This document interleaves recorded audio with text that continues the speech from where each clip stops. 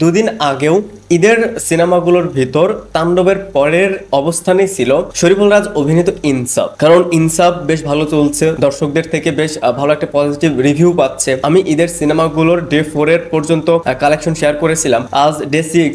So এই 2 দিনে ইনসাফকে cross করে এখন ঈদের তাণ্ডবের পরের অবস্থানে রয়েছে উৎসব। ইয়েস, উৎসবের যে দর্শক চাহিদা সেটা থেকেই উৎসব সিনেমাটার গতকাল আই থিঙ্ক শো বাড়ানো হয়। এই সিনেমাটা কনফার্ম থাকেন মাল্টিপ্লেক্স থেকে হিট বা সুপারহিট ভার্ডিক্ট নিয়ে বের হয়ে যাবে। উৎসব পুরোপুরি একটা ফ্যামিলি অডিয়েন্সের সিনেমা, এর সাথে পাচ্ছে 100% পজিটিভ রিভিউ, যার কারণে এই সিনেমার দর্শক চাহিদা বেড়েই যাচ্ছে, সেটা থেকে শো বাড়ছে এবং সেইটা থেকে কালেকশনেও কিন্তু একটা বেশ ভালো গ্রোথ দেখা যাচ্ছে। আমাদের ইন্ডাস্ট্রিতে তো এরকম সিনেমা হয়ই না। দেখেন এবারে যতগুলো সিনেমা রিলিজ পেয়েছে তার ভিতর যদি দেখেন নীলচক্র এবং এশা মার্ডার, এই দুইটা ক্রাইম থ্রিলার।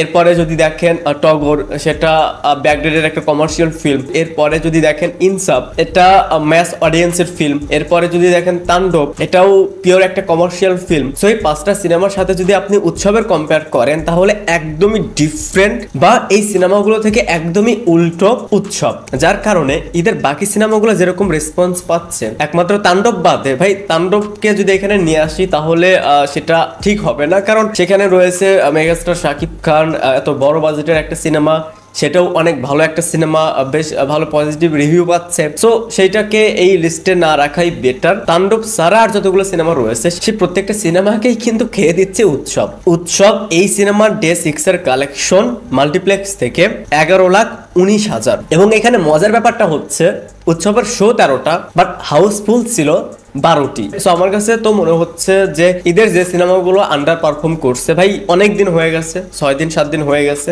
যে সিনেমাগুলো এখন আন্ডার পারফর্ম করবে সেগুলোর শো কমিয়ে ওয়াশ আউট করে দিন, দরকার নেই। আর যে সিনেমার দর্শক চাহিদা রয়েছে যেমন তাণ্ডব, ইনসাফ এবং উৎসব, এই সিনেমাগুলোকেই রাখুন এবং এগুলোরই শো বাড়ান। ডে 6 এর ইনসাফের কালেকশন 9,58,000 মাত্র 14টা শো থেকে। অ্যান্ড লাস্ট তাণ্ডব, এই সিনেমাটাকে নিয়ে কোনো কিছু বলার নেই, কারণ মাত্র 6 দিনেই এই সিনেমাটা 4 কোটি প্লাস ক্রস করে ফেলেছে মাল্টিপ্লেক্সে। ধারণা করা হচ্ছে যে এই সিনেমাটাই ফার্স্ট বাংলা সিনেমা হিসেবে মাল্টিপ্লেক্সে 20 কোটি ক্রস কালেকশন দিতে পারে। এই সিনেমার ডে 6 এর কালেকশন 76,85,000 টাকা। ডে 6 এ এসেও এরকম হোল্ড বজায় রাখা এটা যেন তেন কথা নয়। এছাড়া এদের আরো যে বাকি 3টা সিনেমা রয়েছে, এশা মার্ডার, নীলচক্র, টগর, এই সিনেমাগুলোর কালেকশন শেয়ার করে লাভ নেই, কারণ এই 3টা সিনেমার বলতে এশা মার্ডারের বাজেট খুবই কম। সো দেখা যাক কতটা রান করতে পারে।